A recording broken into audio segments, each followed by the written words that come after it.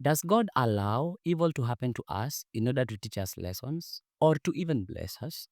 Emphasis on allow. God is not the author of evil, neither is he an accomplice to evil. And God's role is not to even allow evil to happen as though he gave the devil permission.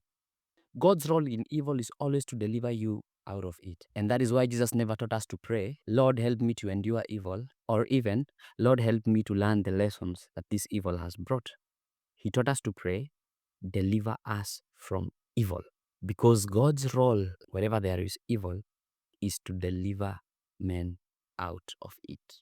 And in the process of delivering us out of evil, he has a way of grabbing the whole mess and turning it into a blessing. But in order to understand this, we have to understand what theology calls the two wills of God. One is what we call the preceptive will of God. What is the preceptive will of God? The preceptive will of God is the things that God commands flowing from his true nature and character.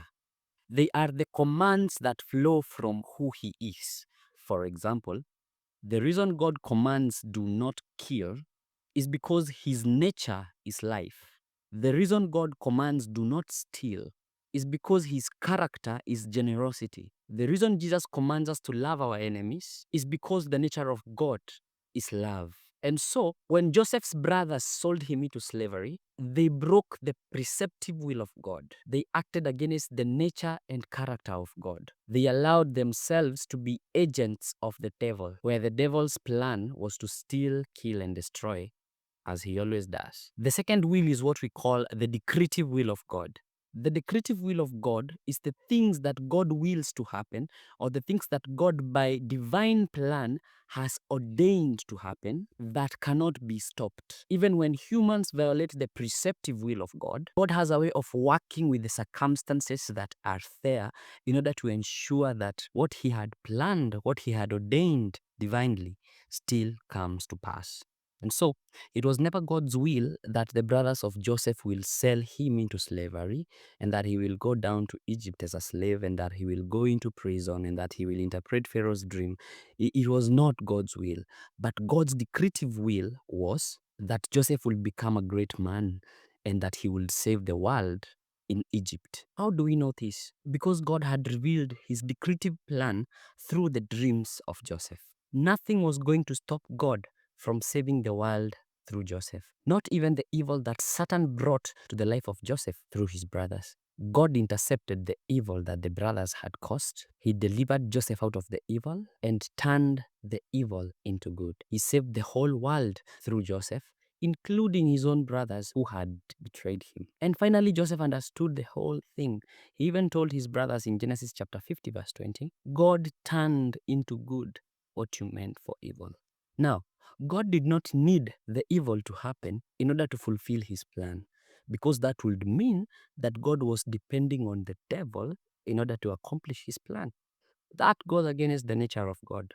Even if that evil had never happened, God would still have accomplished his plan using another way. So God did not need the brothers of Joseph to sell him as a slave in Egypt in order for him to accomplish his purpose. But because the brothers still chose to do evil, God turned the whole thing around that was meant to steal, kill, and destroy. And he still accomplished his purpose, which was to save the whole world through Joseph. So God does not allow evil to happen to us in order to teach us a lesson or to even bless us. Evil always happens when the preceptive will of God is broken. When someone chooses to violate the true nature and the character of God. That someone might be you by your own choices. That someone might be someone else by their own choices. Like the case of Joseph, it is his brothers who chose to do evil, and that evil affected him.